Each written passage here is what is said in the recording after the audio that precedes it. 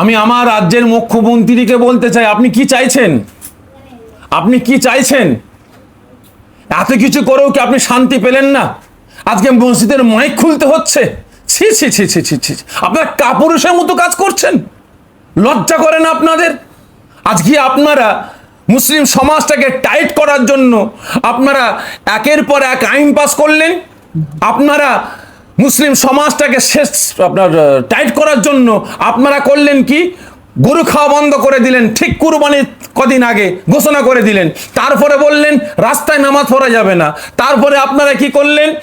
তসলিমা নাসরিনকে নিয়ে এসে পশ্চিম বাংলায় মুসলিম সমাজের নামে আপনারা বদনাম করালেন, মুসলমানদের হেনস্থা করলেন।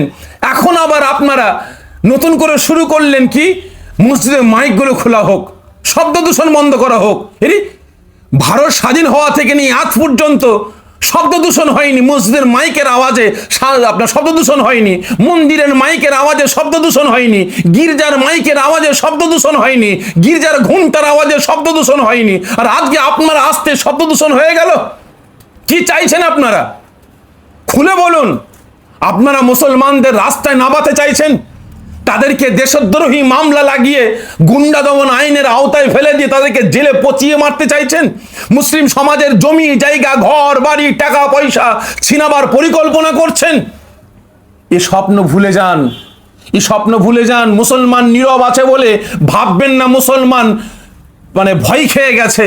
আজকে মুসলমান মুখ বুজে সব সহ্য করছে বলে, আপনার সব আইন মেনে নিচ্ছে বলে আপনি ভাববেন না যে মুসলমান আজকে ভীতু হয়ে গেছে। না না, আপনি যত পারেন আইন লাগু করুন, যত পারেন মুসলিম সমাজটাকে আপনি টাইট করার চেষ্টা করুন। তবে একটা কথা বলি, বেশি টাইট দিলে কিন্তু পেঁয়াজ কেটে যায়।